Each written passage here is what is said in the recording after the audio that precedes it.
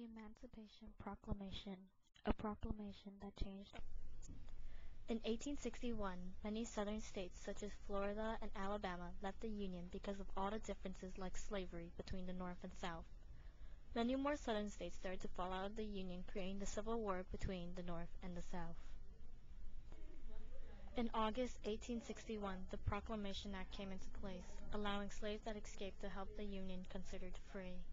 I started to run, but Jeff caught me and said, "Charlie, the Yankees won't hurt you." Hadn't I been with them nearly a year? They're fighting Marsville and the other white folks. They'll pay us for our work, and if Marsville tries to get us after we get among them, he will get his foot into it.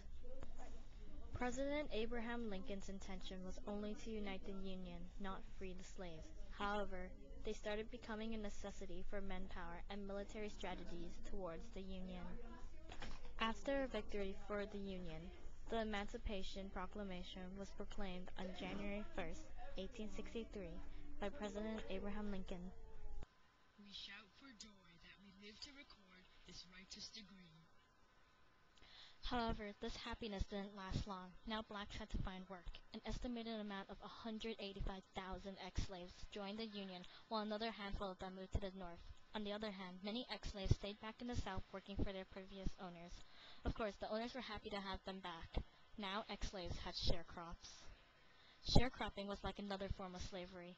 Their owner would give the free slave a piece of land, shelter, tools, food, seeds, and other necessities to survive. After the free slave sold whatever he had cropped, all the necessities the owner had given them would be deducted from the price of the crops. Usually there was no money left after deduction.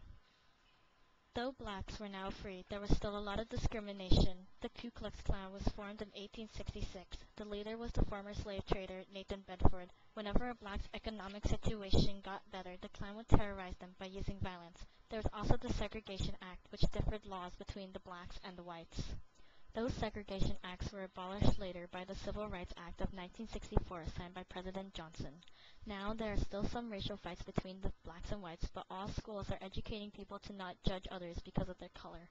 That's why everyone can enjoy the same thing in harmony and peace, disregarding their color.